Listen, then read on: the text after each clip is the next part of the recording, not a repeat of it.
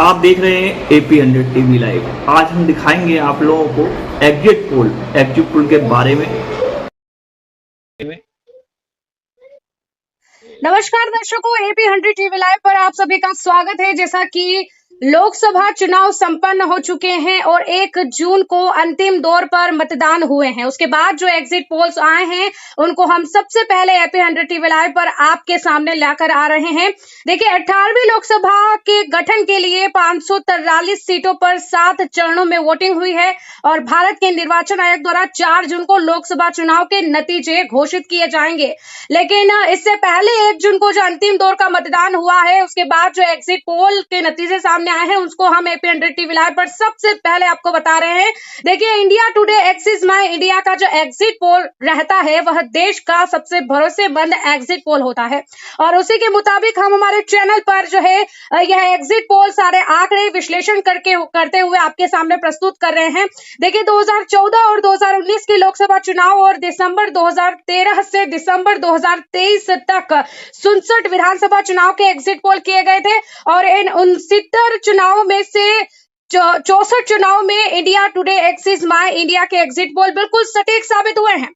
तो आइए जानते हैं कि अब किस राज्य में किस पार्टी को कितनी सीटें मिल रही हैं। लेकिन उससे पहले यह जानते हैं कि इन सभी राज्यों में जो हाई प्रोफाइल सीटें हैं उनका किस प्रकार से किस पार्टी का दबदबा उस हाई प्रोफाइल सीट पर होने वाला है और कौन सा कैंडिडेट वहां पर ज्यादा हवा वहां पर चल रही है। तो सबसे पहले हम बात करें यूपी के वाराणसी सीट की। तो इस वीवीआईपी सीट से प्रधानमंत्री नरेंद्र मोदी चुनाव लड़ रहे हैं, जैसा कि आपको पता ही होगा, और उनके खिलाफ कांग्रेस ने यहां पर अजय राय को चुनावी मैदान में उतारा है। पीएम मोदी वाराणसी से तीसरी बार लोकसभा का चुनाव लड़ रहे हैं और प्रधानमंत्री 2014 और 2019 का चुनाव वाराणसी से जीत चुके हैं। इस बार उनके खिलाफ 6 कैंडिडेट चुनावी मैदान में और India today axis my India के एग्जिट पोल के मुताबिक हम जो आपको AP100 टीवी लाइव पर आंकड़े बता रहे हैं, इसके मुताबिक इस सीट पर पीएम मोदी को बढ़त मिलती नजर आ रही है। जैसा कि यहाँ पर बीजेपी का कहना था 400 पार, तो उस तरीके की हवा यहाँ पर चलती।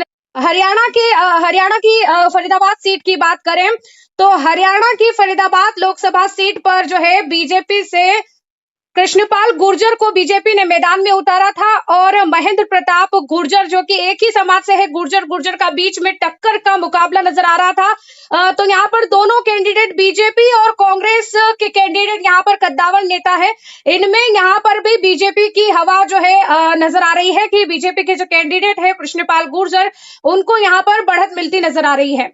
वहीं अगर हम बात करें अब स्ट्रॉन्ग कैंडिडेट्स की आगे बढ़ते हुए, तो यहाँ पर गुजरात की गांधीनगर सीट की बात करें तो यहाँ बीजेपी और कांग्रेस के बीच सीधा मुकाबला है।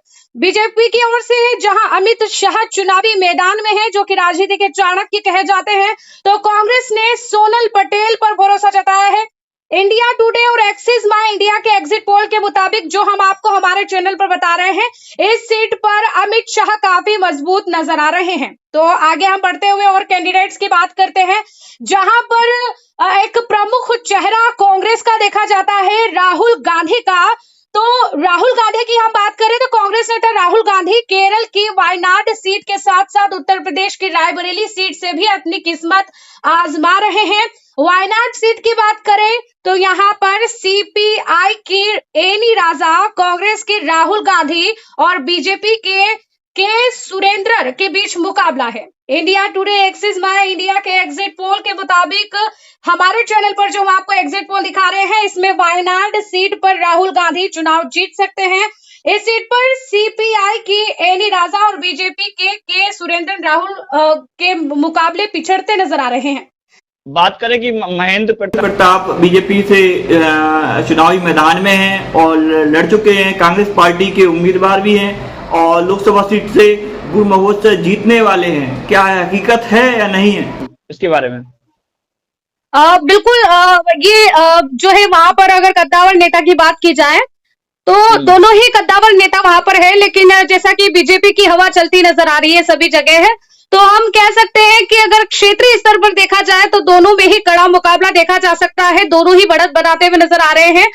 लेकिन अगर देश भर के इस हिसाब से देखा जाए तो जहां पर ज्यादा जो बहुमत है या फिर ज्यादा जो पक्ष है वो बीजेपी की तरफ जाता हुआ नजर आ रहा है। तो यहाँ पर कृष्णपाल गुर्जर की जो है यानी कि बीजेपी की हवा चलती हुई नजर आ रही है, इसको कह सकते हैं हम। बाकी कांग्रेस की बात करें तो क्षेत्रीय स्तर पर दोनों ही जो है एक ही समाज से है और एक ही दोनों के बीच में जो है टक्कर है। तो इसको कहा जा सकता है कि क्षेत्रीय स्तर पर अगर देखा जाए तो कहीं ना कहीं कांग्रेस भी इसमें अपना जो है दम दिखाकर काफी चर्चित में है। क्या कहेंगे इसको लेकर? चर्चित में है, क्या कहेंगे इसको लेकर?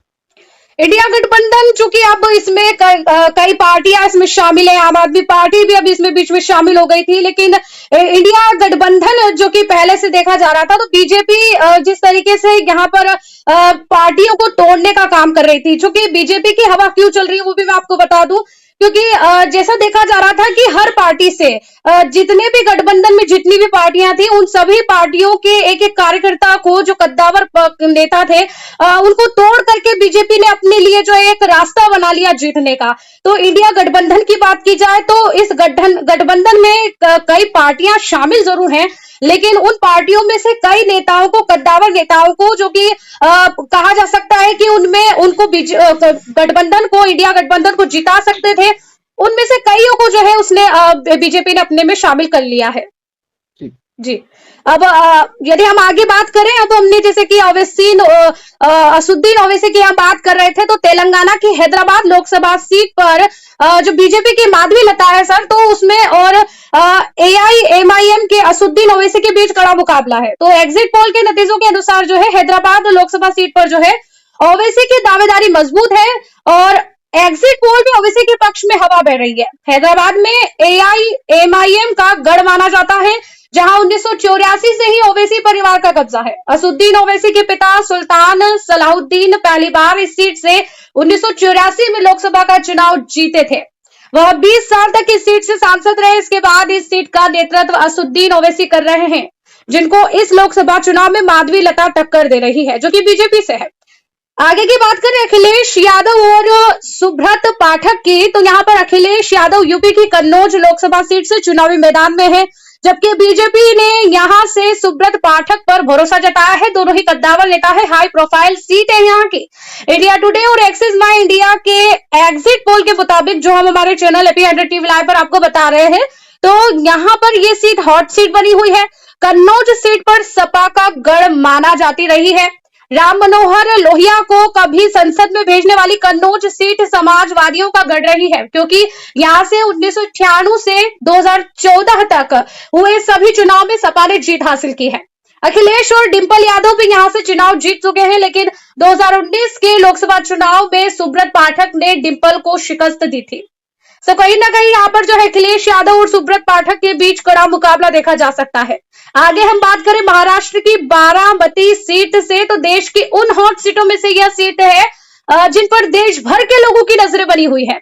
यहाँ पर दोनों ही कैंडिडेट नारी शक्तियां हैं। यहाँ शरद पवार की बेटी सुप्रिया सुले और सूबे के डिप्टी CM अजित पवार की पत्नी सुनेत्रा पवार के बीच सीधा मुकाबला है और ये सीट शरद पवार का गढ़ मानी जाती रही है, लेकिन इस बार मुकाबला दिलचस्प हो गया है। इंडिया टुडे एक्सिस माई इंडिया के एग्जिट पोल के मुताबिक इस सीट पर सुप्रिया सुले को बढ़त मिलती नजर आ रही है। यहाँ पे NCP SP से यहाँ पर ये चुनाव लड़ रही हैं। सो ये भी बहुत बड़ा टक्कर का मुकाबला यहाँ पर देखा जा रहा है। और आगे हम बात करें हॉट सीट पूरी ओडिशा की, तो संबित पात्रा जो कि बीजेपी के प्रवक्ता है, ओडिशा की पूरी लोकसभा सीट भी बेहद हाई प्रोफाइल सीट है।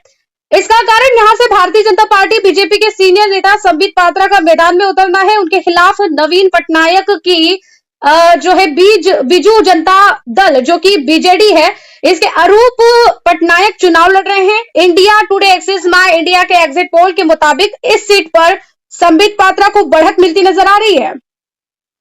वहीं अगर हम बात करें जो कि काफी यहाँ पर भी स्ट्रॉन्ग कैंडिडेट्स हैं, तो यहाँ पर केरल के तिरुवनंतपुरम लोकसभा सीट जो कि सबसे हॉट सीट बनी हुई है। कारण यहाँ पर कांग्रेस के मौजूदा सांसद शशि थरूर चौथे कार्यकाल के लिए अपनी किस्मत आजमा रहे हैं। थरूर लगातार जो है 2009 से जीते आ रहे हैं। इस बार उनका मुकाबला बीजेपी के राजीव चंद्रशेखर से है। इंडिया टुडे एक्सिस माई इंडिया के मुताबिक तिरुवनंतपुरम में चुनावी हवा इस बार बीजेपी के पक्ष में है। वहीं अगर आगे बात करें सर हम, तो यहाँ पर जो राजस्थान की बाड़मेर जैसलमेर लोकसभा सीट पर सभी की नजर टिकी हुई है, जो कि राजस्थान भी यहाँ पर जो राजस्थान की कई सीटें जो कि पहले कांग्रेस का अगर विधानसभा इस बार विधानसभा चुनाव जो है उससे पहले वो कांग्रेस का माना जाता था राजस्थान, लेकिन अब जो है वहां पर बीजेपी ने अपना परचम लहरा दिया है विधानसभा चुनाव में भी। और इस बार भी जो है राजस्थान की जो बाड़मेर जैसलमेर लोकसभा सीट है उस पर सभी की नजरें टिकी हुई है। इस सीट से निर्दलीय उम्मीदवार रविंद्र सिंह भाटी, कांग्रेस उम्मीदवार राम बेनीवाल और बीजेपी के कैलाश चौधरी यहाँ पर ताल ठोक रहे हैं। हालांकि इस लोकसभा सीट पर सीधा मुकाबला रविंद्र भाटी और कांग्रेस उम्मीदवार राम बेनीवाल के बीच है। और इंडिया टुडे एक्सिस माई इंडिया के एग्जिट पोल के मुताबिक जो हम आपको बता रहे हैं, बाड़मेर जैसलमेर लोकसभा सीट पर भाटी हावी नजर आ रहे हैं, जो कि रविंद्र सिंह भाटी यहाँ पर आईएनडी से हैं और उनके पक्ष में माहौल बनता दिख रहा है। ऐसे में बीजेपी और कांग्रेस के लिए यहाँ पर बड़ा झटका हो सकता है। जैसे कि मैं आपको बता रही हूँ सर कि यहाँ पर आपको पता ही है कि किस तरीके से जो है विधानसभा में यहाँ पर बीजेपी ने अपना परचम लहरा दिया था यहाँ पर, लेकिन अब जो है यहाँ पर एक बड़ी हाई प्रोफाइल सीट पर जो है बीजेपी भी पीछे हटती नजर आ रही है। और अगर बात करें अब आगे हम यहाँ पर कर्नाटक की होसन सीट जो कि पूरे देश की निगाहें यहाँ पर टिकी हुई है, और इसका सबसे बड़ा कारण जो यहाँ पर हम देख सकते हैं कि यहाँ से सेक्स स्कैंडल के आरोपी प्रज्वल रेवन्ना जो कि बीजेपी प्लस जेडीएस के टिकट पर चुनाव लड़ रहे हैं। कांग्रेस ने इस सीट पर श्रेयस पटेल को मैदान में उतारा है। वैसे इस सीट पर कड़ी टक्कर देखने को मिल सकती है, लेकिन इंडिया टुडे एक्सिस माई इंडिया के एग्जिट पोल के मुताबिक जो हम आपको बता रहे हैं, तो इस सीट पर प्रज्वल रेवन्ना को बढ़त मिलती दिख रही है। कहीं ना कहीं ये कारण जो है जेडीएस प्लस बीजेपी का होता नजर आ रहा है, क्योंकि यहाँ पर भी जो है एक गठबंधन की तरह बीजेपी प्लस जेडीएस बनी हुई है। तो इसीलिए कहीं ना कहीं जो है प्रज्वल रेवन्ना जो है यहाँ पर बढ़त दिखाते नजर आ रहे हैं। एग्जिट पोल के लिए हम दिखाते रहेंगे।